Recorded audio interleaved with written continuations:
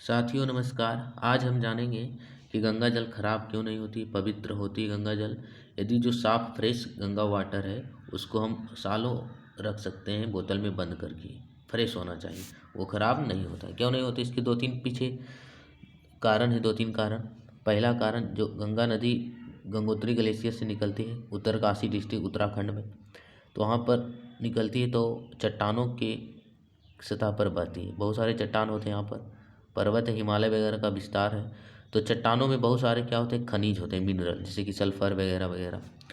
तो इससे क्या होता है, ये मिनरल जो खनिज प्रेजेंट रहती है चट्टानों में, इससे नदियाँ टच करके बहती है, आगे फ्लो करती है, तो मिनरल इसमें मिल जाती है। मिनरल मिलने से, खनिज मिलने से जो जल है उसमें जो एंटी माइक्रोबियल प्रॉपर्टी पाया जाता है। मिनरल खनिज में एंटी माइक्रोबियल प्रॉपर्टी पाया जाता है, जो बैक्टीरिया और माइक्रोबायोम है उसको ग्रोथ होने नहीं देता। एक रीज़न ये हो गया, मिनरल पाया जाता है। ठीक है।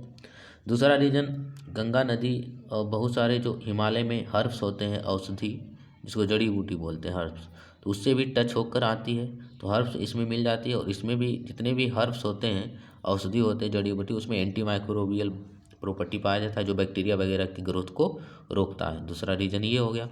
तीसरा जो रीज़न है, सबसे इम्पोर्टेंट है, कि गंगा के जल में अन्य नदियों की तुलना में ऑक्सीजन का लेवल लगभग 25 से 30 गुना अधिक होता है।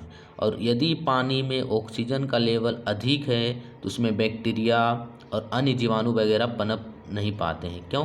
क्योंकि ऑक्सीजन एनारोबिक जो शोषण होता है उसमें हेल्प नहीं करता है, इसीलिए। और अधिकतर जो बैक्टीरिया वगैरह होते हैं वो एनारोबिक शोषण करते हैं, इसलिए वो पनप नहीं पाते। ठीक है।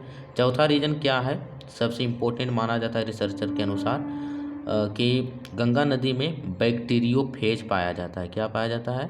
बैक्टीरियोफेज या बैक्टीरियोफाज भी बोलते हैं इसको। ये क्या है बैक्टीरियोफेज वाला? बैक्टीरियोफेज एक वायरस है। क्या है? वायरस। अच्छे वायरस है ये, गुड वायरस इसको कहा जाता है। क्यों? क्योंकि बैक्टीरियोफेज वायरस जीवाणु जो बैक्टीरिया है उसको डिस्ट्रॉय कर देता है, उसको किल कर देता है, ख़त्म कर देता है। बैक्टीरियोफेज गंगा नदी में बहुत ही बड़ी मात्रा में पाई जाती है। बैक्टीरियोफेज ऐसे विषाणु वायरस होते हैं जो बैक्टीरिया को ख़त्म कर देते हैं। तो गंगा नदी में जितने भी बैक्टीरिया जीवाणु पाया जाता है उसको किल कर देता है। कौन? Bacteriophage virus. तो क्या बैक्टीरियोफेज वायरस नदी में पाया जाता है, गंगा नदी के जल में, तो क्या ह्यूमन को भी ये इन्फेक्ट कर सकता है? क्योंकि है तो ये वायरस ही है। नहीं, सभी वायरस ह्यूमन सेल को इफेक्ट नहीं कर पाता है। बैक्टीरियोफेज केवल बैक्टीरिया के सेल को डिस्ट्रॉय करता है, ना कि ह्यूमन के सेल को डायरेक्टली। ठीक है। तो एक ये रीज़न है, बैक्टीरियोफेज गंगा जल में पाया जाता है। गंगा नदी का जल उत्तरकाशी जिला जो उत्तराखंड वगैरह में, लगभग संपूर्ण उत्तराखंड में फ्रेश रहता है, हरिद्वार के पास पीने लायक रहता है।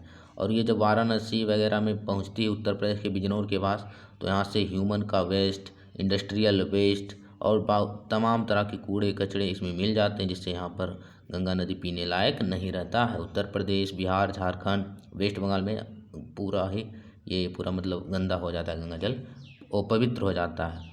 तो इसके सुधार के लिए सरकार ने बहुत सारा मिशन लॉन्च किया है गंगा नदी के साफ़ सफाई के लिए। और गंगा नदी का जो इम्पोर्टेंस की बात करें तो इसका, जैसे नमामि गंगे परियोजना है, इम्पोर्टेंस, कल्चरल इम्पोर्टेंस है। हमारा जितने भी सांस्कृतिक कार्यक्रम है हिंदुओं का, जो गंगा नदी से ही सिस्टम है। और जो सभ्यता है, सभ्यता का विकास तो ही नदियों के किनारे हुआ। जैसे सिंधु घाटी सभ्यता क्या है, सिंधु नदी के तंत्र के किनारे ही हुआ था। तो गंगा नदी एक सभ्यता, सिविलाइजेशन का प्रतीक है, कल्चरल सिग्निफिकेंस है। टूरिस्ट यहाँ पर जाते हैं, पर्यटन इसका, पर्यटन के लिए महत्वपूर्ण है।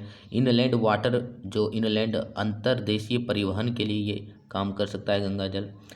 तो ये सब है इसकी क्या इम्पोर्टेंस। तो यही कारण है कि गंगा जल खराब नहीं होता है।